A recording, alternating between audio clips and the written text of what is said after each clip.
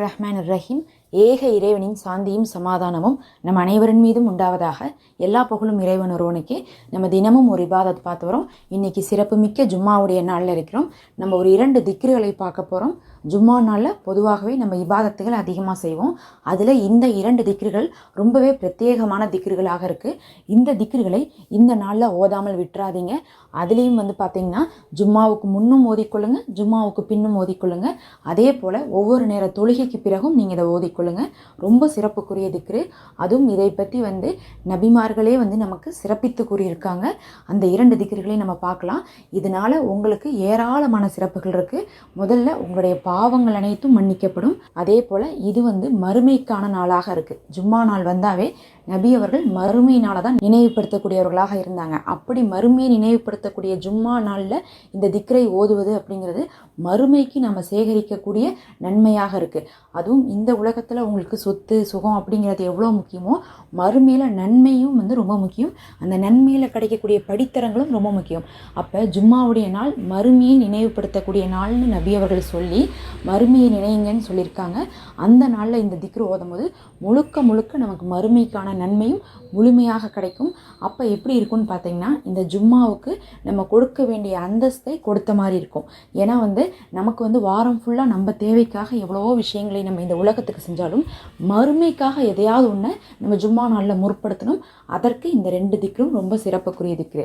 அது மட்டும் இல்லை, இந்த உலகத்திலும் உங்கள் நிலைமையவே மாற்றக்கூடிய சிறப்பு கொண்ட திக்ருகள் தான் இந்த 2மே. உங்களுடைய எல்லா நிலைமையும் மாற்றி உங்களுக்கான நல்லதை செய்யக்கூடிய சக்தி படைத்த திக்ருகள். இப்போ அந்த 2 திக்ரும் பார்க்கலாம். அதில் முதல் திக்ரு பார்த்திங்கன்னா, லா ஹவுல வலா குவத்த இல்லா பில்லாஹி அப்படின்னு சொல்லக்கூடிய நபி இப்ராஹிம் அலைஹிஸ்ஸலாம் அவர்களே நபி ஸல்லல்லாஹு அலைஹி வஸல்லம் அவர்களிடத்துல உங்கள் உம்மத்துகள்கிட்ட போய் இந்த திக்ரை ஓத சொல்லுங்கன்னு சொல்லிவிட்ட திக்ராக இருக்குது. சுபஹானல்லாஹ்.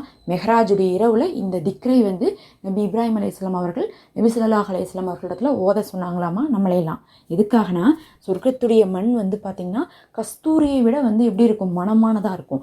அங்கே பார்த்தா மண் எல்லாமே காலியாக இருக்குது. அங்கே மரங்களை செடிகளை நட்டு வைக்க சொல்லுங்கள் உங்கள் உம்மத்துகளை. அப்படி அவங்க மரங்களையும் செடிகளையும் நட்டு வைக்கிறதுக்கு இந்த திக்ரை ஓத சொல்லுங்கன்னு சொல்லியிருக்காங்க. இதை நம்ம ஓதுறது மறுமைக்கான செல்வத்தை கொடுக்கக்கூடியதாகவும் இருக்குது. இம்மையிலையும் நமக்கு பல சிறப்புகள் இருக்குது. இதனுடைய அர்த்தமே தீமையை விட்டு விலகுவதும் நன்மையை செய்ய சக்தி பெறுவதும் அல்லாஹ்வை கொண்டுதான் அப்படிங்கிறதான் இதனுடைய அர்த்தம். இந்த அர்த்தத்தின் மூலமாகவே நமக்கு நல்லா புரியுது. அதாவது நமக்கு நடக்கக்கூடிய எல்லா நல்லதும் எல்லா சோதனையுமே அல்லாஹுடைய வல்லமை கொண்டு வருது.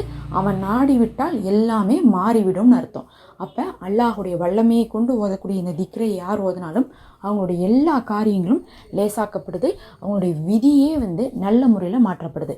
அது மட்டும் இல்லை, இது அல்லாஹுடைய பொக்கிஷத்துலேருந்து இறங்கின திக்ரா இருக்குது. அப்போ முதல் திக்ரு லா ஹவுல வலா கூவத்தை இல்லா பில்லாஹி ஓதிக்கோங்க. அடுத்து 2வது திக்ரு பார்த்திங்கன்னா, சுபஹானல்லாஹி அலீமி வபிஹம்திஹி. இந்த திக்ருக்கு பார்த்திங்கன்னா இது 3 வார்த்தையாக இருக்குது. இது நீங்கள் பிரித்து ஓதலாம். சுபஹானல்லாஹி வபிஹம்திஹி, சுபஹானல்லாஹில் அலீம் அப்படியே ஓதலாம். இல்லை நீங்கள் 3ஐயும் சேர்த்து ஓதிக்கலாம். இதற்கு பார்த்திங்கன்னா பல சிறப்புகள் இருந்தாலும் ரொம்ப பிரத்யேகமான சிறப்பு என்னென்னா, அல்லாஹ் ரொம்ப ரொம்ப ரொம்ப விரும்பக்கூடிய திக்ராக இந்த திக்ரு இருக்குது. அது மட்டும் இல்லை, இதை ஓதுனா மீஜான் தராசில் அதிக நன்மையை கொடுக்கும். கடல் நுரையளவுக்கு இருக்கக்கூடிய பாவங்கள் கூட நமக்கு மன்னிக்கப்படும். இந்த ஜும்மா நாள் அப்படிங்கிறது கடந்த ஒரு வாரத்துடைய பாவங்களை கழித்து கொள்ள வேண்டிய நாளாக இருக்குது.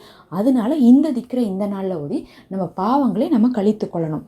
அப்போ பாவ மன்னிப்புக்கும் உகந்தது, நன்மையிலையும் சிறந்தது, அல்லாஹ்விற்கு மிகவும் பிடித்தது.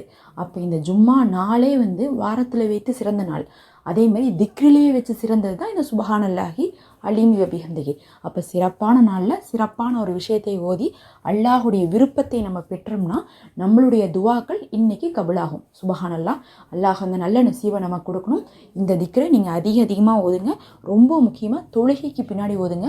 இந்த திக்ரை பொறுத்தளவுக்கு குறைந்த எண்ணிக்கையாக நீங்கள் 11லேருந்தே ஆரம்பித்து ஓதலாம். அதிகப்படியாக ஓதும் போது நீங்கள் எவ்வளோ வேணால் எண்ணிக்கை இல்லாமல் ஓதுங்க. ஒற்றைப்படைகளில் ஓதுவது ரொம்ப சிறப்பாக இருக்கும். அதனால் இந்த திக்ருகளை ஒவ்வொரு நேர தொழுகைக்கு பின்னாடியும் இந்த 2ஐயும் ஓதிக்கோங்க. நம்ம இந்த 2 சொல்கிறோன்னா மிச்சதெல்லாம் உங்களுக்கே தெரியும். நீங்கள் சுபஹானல்லாஹ், அல்ஹம்துலில்லாஹ், அல்லாஹ் அக்பர், லா இலாஹ இல்லல்லாஹ், ஸலவாத்து இதெல்லாம் நீங்கள் ஓதிட்டு தான் இருப்பீங்க. அஸ்தக்ஃபிருல்லாஹ் இதெல்லாம் ஓதுவீங்க. இதை தான் நீங்கள் ஓத மாட்டீங்க. ஆனால் இது அவ்வளோ சிறப்புக்குரிய திக்ரா இருக்குங்கிறனால நம்ம அதுவும் ஜும்மா நாளில் ஓதுறதுக்கு ரொம்ப பிரத்யேகமாக இருக்கிறதுனால இதை இன்றைக்கி சொல்லியிருக்கோம். அல்லாஹ்வே போதுமானவன். மறக்காமல் சப்ஸ்கிரைப் பண்ணிக்கோங்க. நம்ம தினமும் பயன் தரக்கூடிய ஒரு விஷயத்தை போட்டுட்ருக்கோம். உங்களுடைய எல்லாருடைய துவாவையும் அல்லாஹ் கபூல் செய்வானாக. எனக்காகவும் துவா செஞ்சுக்கோங்க. அஸ்ஸலாமு அலைக்கும். மறக்காமல் ஒரு லைக் கொடுத்துக்கோங்க.